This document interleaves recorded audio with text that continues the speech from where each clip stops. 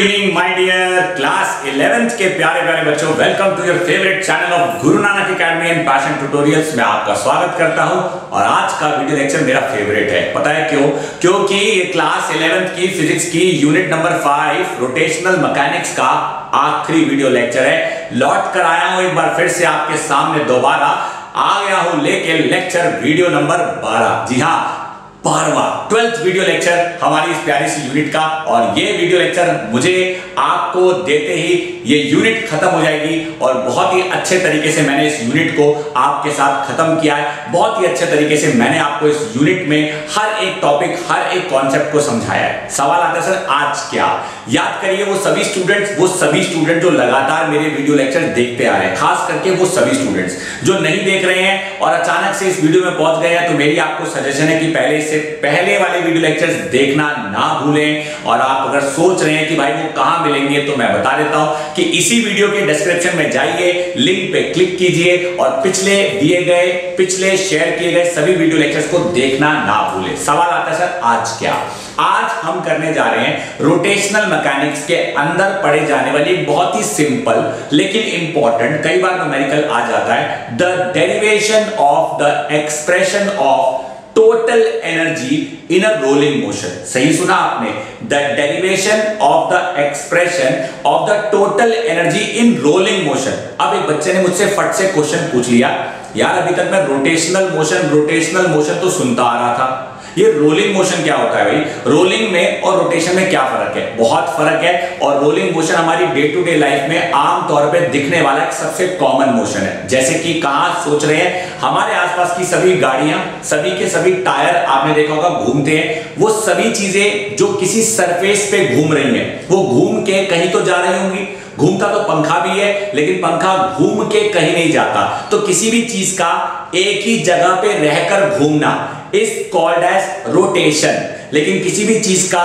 घूमते घूमते खिसक जाना इज कॉल्ड एज रोलिंग। जैसे कि गाड़ियों का टायर, जैसे कि पहिए। यानी अगर सपोज कीजिए मैं इस मार्कर की बात क्यों ना करूं, अगर ये मार्कर मेरे इस हाथ पे मैं ऐसे खिसकाता हूं, सिर्फ खिसकाता हूं, तो इसे कहते हैं स्लाइडिंग मोशन। अगर मैं इसे सिर्फ खिसकाता हूं तो इसे कहते हैं स्लाइडिंग मोशन। लेकिन अगर मैं इसे इस तरह से खिसकाता हूं, एक बच्चे ने कहा ये खिसका रहे हो, वाकई में हमें तो ऐसा लगा ये घूम रहा है, या आपको लग रहा है कि ये घूम घूम के खिसक रहा है। तो किसी भी चीज का घूम घूम के खिसकना, किसी भी चीज का घूम घूम के खिसकना इज नॉट जस्ट घूमना, इज नॉट जस्ट खिसकना, but it is a combination of घूमना plus खिसकना।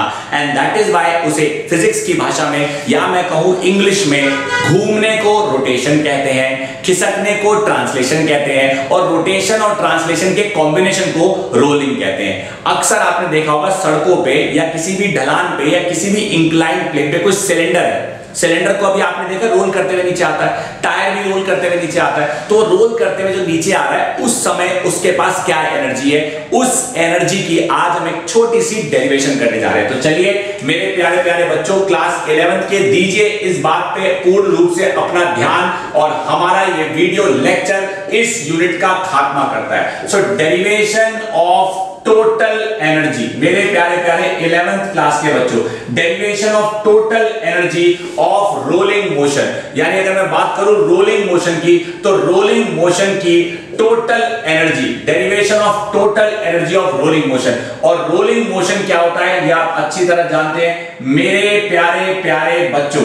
Rolling motion is a combination of translation, is a combination of translational plus rotational motion. यानी अगर कोई चीज खिसक रही है, अगर कोई चीज खिसक रही है और कोई चीज अगर घूम रही है, तो उसका खिसकना प्लस उसका घूमना is called as rolling motion. जिसका सबसे प्यारा एग्जांपल अगर आप मुझसे पूछें, तो मान लीजिए ये ढलान है, फॉर एग्जांपल ये ढलान है। इस ढलान पे मैंने एक सिलेंडर लिया, ये इस तरह से एक सिलेंडर, तो ये सिलेंडर रोल करता हुआ नीचे आएगा। जब ये सिलेंडर रोल करता हुआ नीचे आएगा, तो आप इमेजिन कर रहे हैं कि ये नीचे खिसक रहा है। जब ये नीचे खिसक रहा है, तो इसके पास दो तरह की वेलोसिटी है। इसके पास खिसकने की वेलोसिटी को हम कहते हैं लीनियर वेलोसिटी। लीनियर वेलोसिटी से वो खिसकेगा, लीनियर वेलोसिटी से वो खिसकेगा और पूरी बॉडी घूम रही है, इसलिए उसे हम कहते हैं VCM। VCM क्यों कहते हैं? क्योंकि velocity of motion, velocity of motion of centre of mass, velocity of motion of centre of mass, यानी सेंटर ऑफ मास के मोशन की वेलोसिटी को VCM कहा गया। एंड हम जानते हैं, एक बच्चा बोला क्या जानते हैं? हम जानते हैं कि VCM is equal to R omega होगा। VCM is equal to R omega होगा, where omega is equal to angular velocity. मेरे प्यारे प्यारे 11th क्लास के बच्चों, आपको समझ आना चाहिए, यानी रोलिंग मोशन के दौरान, मैं सिंपल शब्दों में लिख सकता हूं, रोलिंग मोशन के दौरान, I repeat my sentence, rolling motion के दौरान टोटल एनर्जी, रोलिंग मोशन के दौरान total energy is the algebraic sum, total energy is the algebraic sum of translational energy, total energy is the algebraic sum of translational energy plus rotational energy, plus rotational energy, that is मैं यहां पे लिख सकता हूं that total energy is equal to kinetic energy of translation, kinetic energy of translation plus kinetic energy of rotation। और हम सब जानते हैं कि इनका क्या एक्सप्रेशन होता है, तो total energy is equal to half mvcm का square plus half I omega square. But कैसे भूल गए? I is equal to m के स्क्वायर होता है, याद करो, k where k is nothing but radius of gyration। मेरे प्यारे प्यारे 11th क्लास के बच्चों, k radius of gyration होता है, बता चुका हूं। So therefore E is equal to half mvcm का स्क्वायर प्लस आप सिंपल शब्दों में लिख सकते हो m के स्क्वायर, क्योंकि VCM is equal to R omega, तो ओमेगा की जगह VCM बटा R का स्क्वायर। मेरे प्यारे प्यारे 11th क्लास के बच्चों, जरा देखो सारी तुम ये बातें, VCM का स्क्वायर बटा R का स्क्वायर, एक बार अच्छे से देख लीजिए, दो बार अच्छे से घूर लीजिए, है अगर मन में कोई सवाल तो मचा दीजिएगा बवाल। यहां से वहां जा रहा हूं, यहां से वहां जा रहा हूं, तो फाइनल एनर्जी के एक्सप्रेशन में हाफ बाहर आ गया और मुझे लगता है कि m बाहर आ जाएगा, मुझे लगता है VCM का स्क्वायर भी बाहर आ जाएगा। ब्रैकेट में अगर कुछ बचता है, ब्रैकेट में यहां पे 1 बचता है, यहां पे 1 बचता है, प्लस का साइन बचता है, प्लस का साइन बचता है, और बचता है k का स्क्वायर बटा r का square. I believe that this is the final expression, this is the final expression of energy of that body, final expression of energy of that body that is rolling, that is under the rolling motion, यानी वो हर body जो role कर रही है, role करने वाली body के अंदर कोई एनर्जी है तो उसका एक्सप्रेशन आपके सामने। एक बच्चा कहता है तो बड़ी छोटी सी डेरिवेशन है, मैंने आपको पहले कह दिया था कि पूरा टॉपिक ही बहुत छोटा सा है, एक बार नजर डाल लीजिए, दो बार घूर लीजिए, है अगर मन में किसी बच्चे को कोई भी सवाल तो मेरे प्यारे प्यारे बच्चों, क्लास 11th वाले बच्चों, हाँ क्लास 11th वाले बच्चों, मचा दीजिएगा बवाल। This is a very very simple derivation that I wanted to make it clear to each one of my class 11 student, ताकि आपको चीजें समझ आए। The formula comes out to be half mvcm square, bracket में 1 plus k square बटा r square. तो देख लीजिए, मैं कहता हूं कि घूर लीजिए, है अगर मन में कोई सवाल तो मेरे प्यारे प्यारे बच्चों, मैं कहता हूं कि मचा दीजिएगा पूर्ण रूप से आप बवाल। तो this is something very very important. I hope आपको ये डेरिवेशन समझ आई होगी। एक बच्चे ने कहा समझ आ गई, अब क्या करें, रुक जाए क्या? ऑब्वियसली बात है नहीं, क्योंकि एक बहुत सिंपल डेरिवेशन जरूर थी, लेकिन इस डेरिवेशन में ये डिराइव किया गया एक्सप्रेशन इंपॉर्टेंट है। तो मैं सोच रहा हूं कि क्यों ना एक न्यूमेरिकल तो बनता ही है, एक न्यूमेरिकल आपको प्रैक्टिस कराया जाए, ताकि उस न्यूमेरिकल की प्रैक्टिस से, लगाए हुए आइडिया के अनुमान के बेसिस पे आप नए न्यूमेरिकल की प्रैक्टिस बखूबी कर सके। सो मेरे प्यारे प्यारे 11th क्लास के बच्चों, दीजिए पूरा ध्यान ताकि ना हो आप जरा भी परेशान। Let us practice numerical on this particular expression. तो मैं एक क्वेश्चन किताब में से यहां कॉपी करूंगा और आपको समझाने की कोशिश करूंगा कि आपको समझ आना चाहिए। ये जो बोर्ड पे हमारे सामने डेरिवेशन आ गई है, इसे मैं नहीं मिटाऊंगा क्योंकि ये फॉर्मूला न्यूमेरिकल में जरूर काम आएगा। So let us practice a numerical. I repeat my sentence, let us practice a numerical based on energy of rolling motion. Let us practice a numerical based on energy of rolling motion, यानी rolling motion पे based. किताब मेरे सामने है, मैं किताब की मदद से एक न्यूमेरिकल उठाऊंगा और न्यूमेरिकल उठाकर आपको बताऊंगा। तो डियर किताब देवता, आपसे मैं एक क्वेश्चन लिख रहा हूं। क्वेश्चन कहता है अ थिन, मेरे प्यारे प्यारे 11th क्लास के बच्चों जरा ध्यान दीजिएगा। क्वेश्चन क्या है? A thin hollow cylinder. Cylinder आप सब लोग समझते हैं। A thin hollow cylinder both या hollow cylinder open at both ends, open at both ends, दोनों एंड्स पे ओपन है, open at both ends and weighing 5 kg and weighing 5 kg, slides, पहले स्लाइड कर रहा है, स्लाइड का मतलब खिसक रहा है, slides with a speed of 10 metre पर सेकेंड, 10 मीटर पर सेकेंड विदाउट रोटेटिंग, यानी घूमा नहीं है, सिर्फ खिसका है, सिर्फ खिसका है। And then it rolls also, and then it rolls thereafter with the same speed। थोड़ी देर बाद उसी स्पीड से वो रोल भी कर जाता है। क्वेश्चन ने कहा है calculate the kinetic energy and compare in both the cases. एक तो हमें कैलकुलेट करनी है, ऊपर से हमें कंपेयर करना है। तो पहले मेरी सजेशन है कि आप एक बार क्वेश्चन देख लो।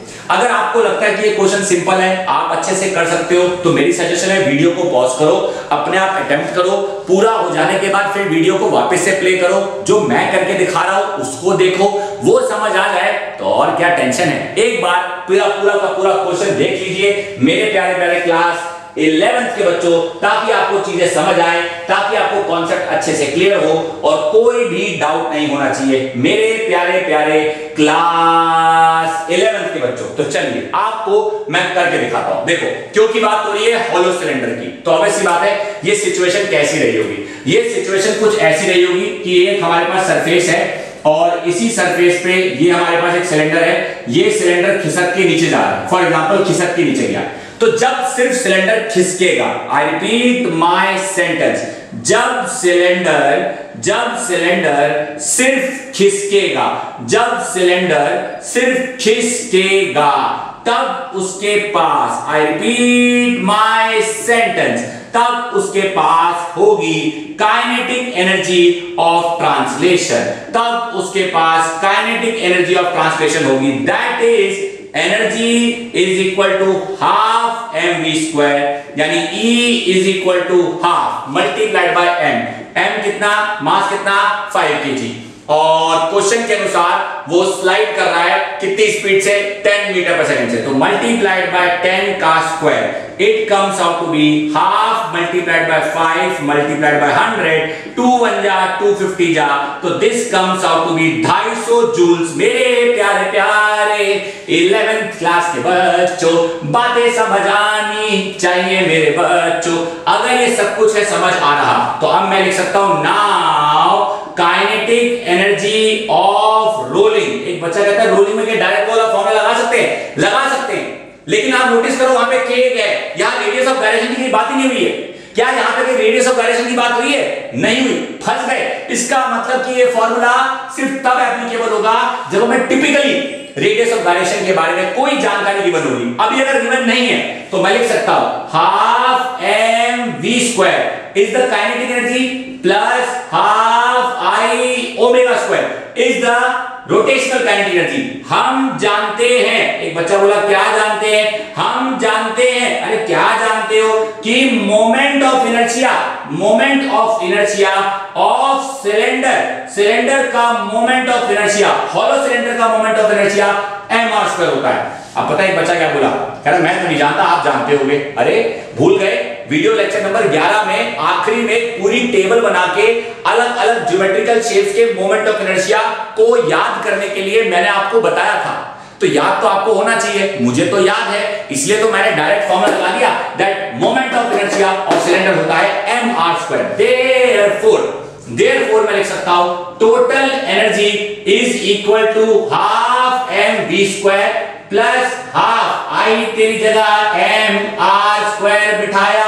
हम जानते हैं कि v is equal to r omega होता है, तो therefore omega is equal to क्या होगा? v bye r। ओमेगा तेरी जगह v² बाय r² बिठाया, कैंसल। तो this comes out to be half mv² plus half mv²। अरे वाह, हाफ mv² तुमने निकाल दिया था 250 जूल। तो साफ क्यों नहीं कहते कि आ गया 500 जूल? मेरे प्यारे 11th क्लास के बच्चों, this comes out to be energy पहले वाली and this comes out to be energy दूसरे वाली। एक बार अच्छे से देखो ताकि नहीं रह जाए कोई डाउट वाली, कोई बात वाली, यानी कोई डाउट की बात आपके दिल में, आपके दिमाग में, आपके जहन में नहीं है रहनी चाहिए। मेरे प्यारे बच्चों दीजिए पूरा ध्यान ताकि आपको समझ आनी चाहिए। क्वेश्चन ने कहा था पहले कैलकुलेट करो, हमने कैलकुलेट कर लिया, E1 को भी हमने कैलकुलेट कर लिया, E2 को भी। अब क्वेश्चन कह रहा है कंपेयर करो। सो कंपेयर के लिए E1 बटा E2 250 जूल बटा 500 जूल। बोलो कैसी कोई टेंशन? देखो मेरे बच्चों आ गई pension. This is something very important, और ये छोटी सी डेरिवेशन ऑफ रोलिंग मोशन हमारे इस यूनिट नंबर 5 रोटेशनल मैकेनिक्स में पढ़ाया जाने वाला आखिरी टॉपिक था। अब एक बच्चा कहता है सर मैंने किताब खोल के देखा और भी बहुत कुछ दे रखा है। देखो एक्स्ट्रा बहुत सारी चीजें हैं, आप चाहें तो कर सकते हैं और चाहें तो उन्हें समझ सकते हैं, क्योंकि वो समझ आ जाएंगी। अगर आपको ये समझ आ गया है तो बहुत कुछ और एक्स्ट्रा है जो कि एग्जामिनेशन पॉइंट ऑफ व्यू से शायद इतना रेलेवेंट नहीं होता, लेकिन किताबों में दिया होता। फिर भी अगर आप उसे देखेंगे तो आपको जरूर आएगा समझ, आसानी से, नहीं होगी कोई परेशानी आपको इस बात से। मेरे प्यारे 11th क्लास के बच्चों, तो again I would like to announce now the खात्मा of 11th क्लास की यूनिट नंबर 5 रोटेशनल मैकेनिक्स का हो चुका है खात्मा। जी हाँ, 12 लेक्चर्स में मैंने आपको दे दी है पूरी यूनिट। भरपूर तरीके से देखिए। अगर किसी पॉइंट पे किसी भी चीज को समझने में आपको कहीं डाउट आता है तो कमेंट कीजिए, लाइक कीजिए, शेयर कीजिए, और चैनल अगर अभी तक आपने सब्सक्राइब नहीं किया है तो वो तो जरूर करिए। आपने इस वीडियो लेक्चर को देखने में जो अपना कीमती वक्त दिया, मेरे प्यारे 11th क्लास के बच्चों, उसके लिए मेरी तरफ से आप सभी का तहे दिल से शुक्रिया। Thank you once again my dear 11th class के प्यारे बच्चों।